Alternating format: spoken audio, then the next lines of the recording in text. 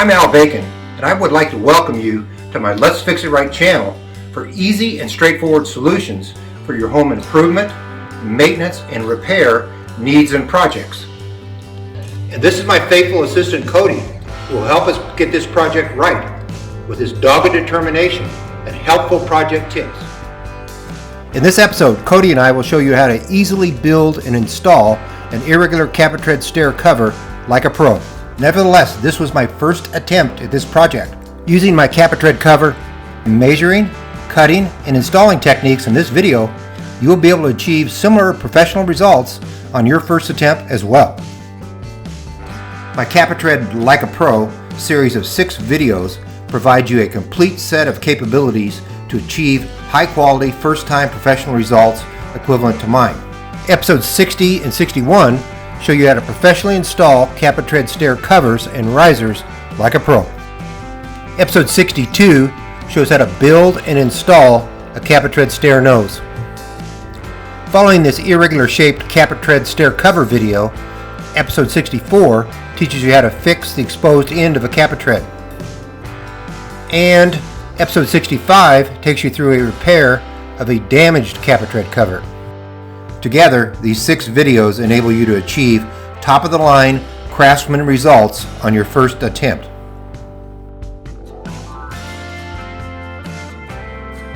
In this video, Cody's tips define our objective stair nose insulation that we're looking for our irregular shaped cap tread cover.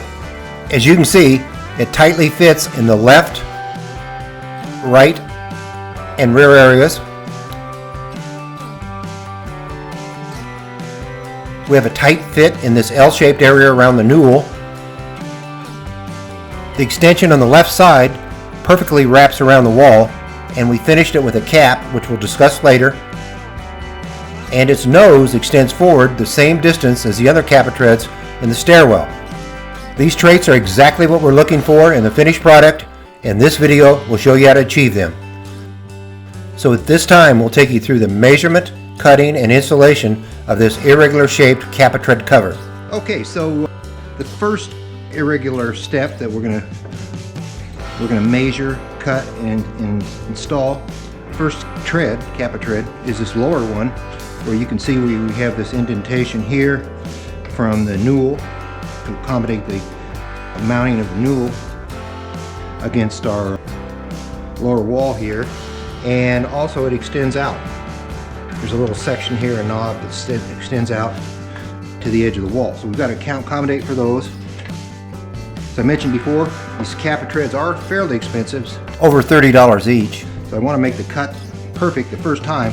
We're going to approach it as normal. We're going to use our tread tool and our measuring blocks, and I'll take this front nose measurement with my square here. We use that, identify the length of the front nose, and then we'll transfer this measurement to my workshop paper, draw it out, cut it, and then we take it back to the stair and check it, make some adjustments, and make sure it's perfect before we draw this on our cap tread and make the final cuts. Okay, so to make these measurements, we're going to do this as normal. We'll move our caps over to the edge, and we're basically going to capture this distance here between the 2 stair skirts with our tread measuring tool. I've pre-adjusted this, as you can see. We're in good shape here. So let's get our distance on the right, which you can see is exactly 10 inches. 10 inches on the right side, and the left side, it's 9 7/8. On the left side, 10 on the right.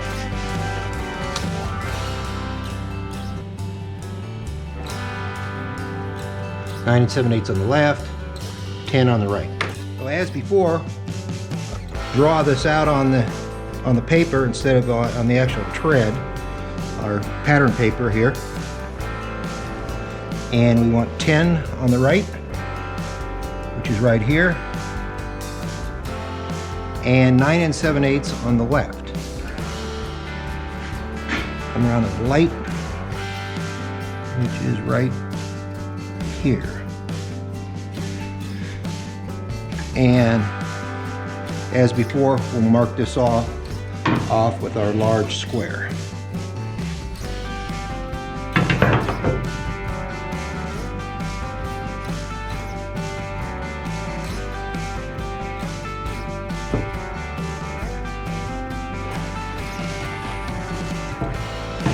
And you can cut this out with either a razor knife or a pair of scissors. Okay, so as you can see, the pattern fits very good. It may be a little bit too wide. I'm gonna have to double and triple check this to make sure we don't take too much off, but it may be a little bit too big. So before doing that, let's go ahead and account for this knob here on the end. And got a piece of scrap paper here. We'll align this up perfectly and secure it in place with packing tape. So get a square end here, and that is square right there. So let's put this in place with packing tape. We know that's good. And then we'll just extend this line here across this. We'll flip it over and cut that out. Over here on this side, we have this indentation to account for. So basically, what I'm going to do is just place a block of wood right here and come down and trace that out on the paper. And let's see if we got it. And we do.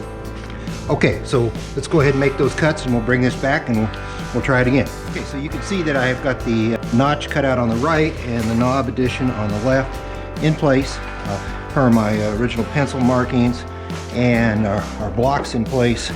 So let's check our measurements here just to make sure that we're comfortable and confident in this pattern. And as you can see, butted up against the left and the right, right along the edge here, tangent. It looks like it's tangent to the nose in front. It may extend maybe a 1/16 of an inch too long, and that's fine. I don't care about that. I'd rather have a little bit too long than too short where you have a gap in the back. But once again, in the back, we're gonna have our riser, which will cover the gap. So I think we've got comfortable with the pattern. So let's go ahead and trace out, using this pattern, trace out the actual architecture or pattern on our kappa tread. Okay, so I have the pattern laid out and taped down on the kappa tread, and I have the kappa tread and also the pattern and the kappa tread buttered up against my jig. The nose that I'd mentioned, the knob extension is over here on the left side, and I've just basically aligned that on the very far left side. On the right, we've got our notch over here. So at this time, using this square drafting triangle, I'm going to go ahead and trace out the pattern.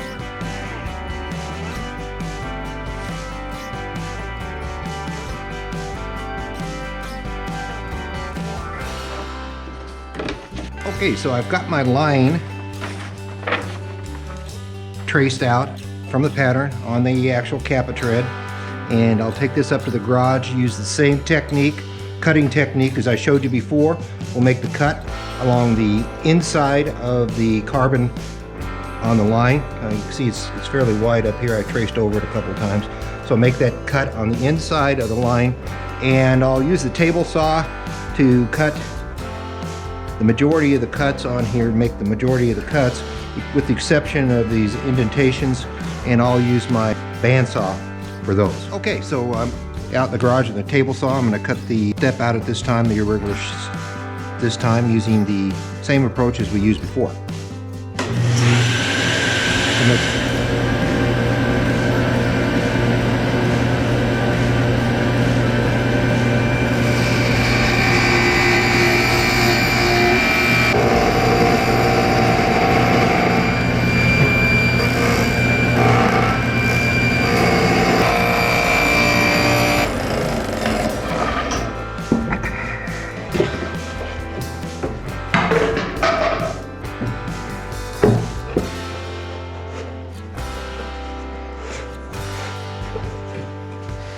And on this one, we're going to stop the blade in this area here, and we'll finish the rest of it with my bandsaw.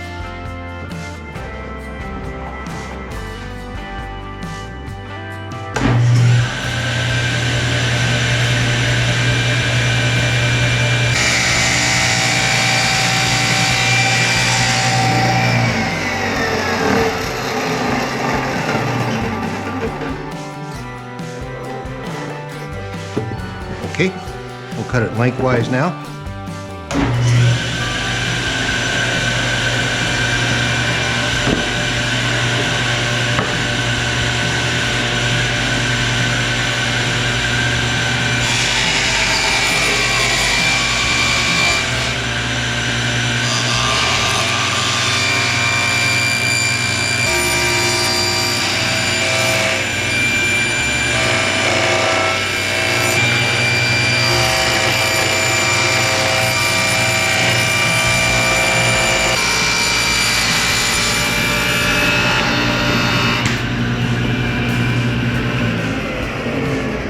So at this time, I'm going to go ahead and use the bandsaw to make these irregular cuts on the very end that you can't get to with the table saw.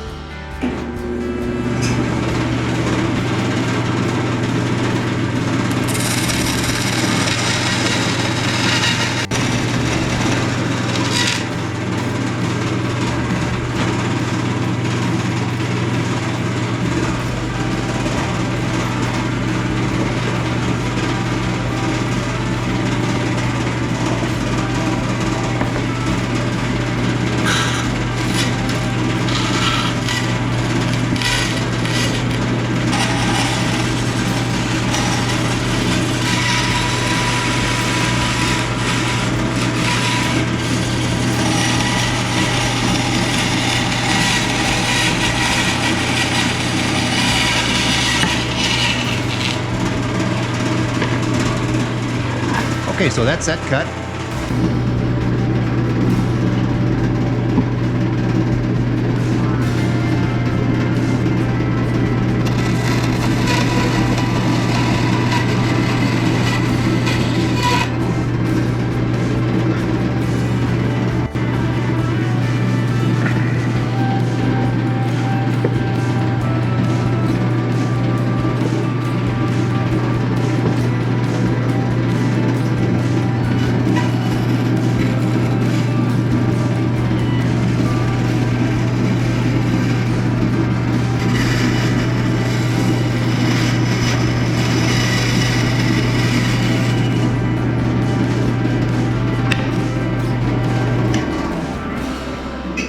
Okay, so that completes the cuts. Let's take it downstairs this time and see how it fits. Okay, so I've tested the fit of the first step cap tread, and it fits fine from our cuts out in the garage. So let's go ahead and put this in place on the stair at this time.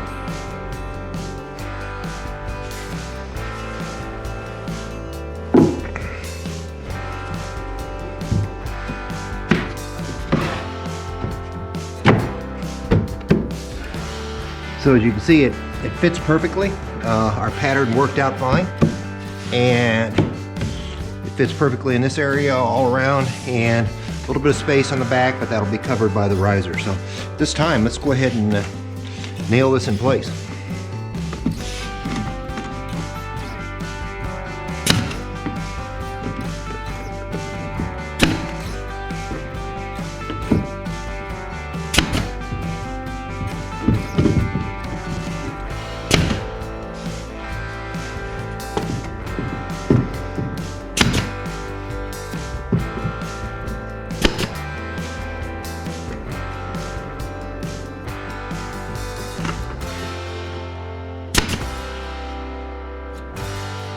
Okay, that completes that installation.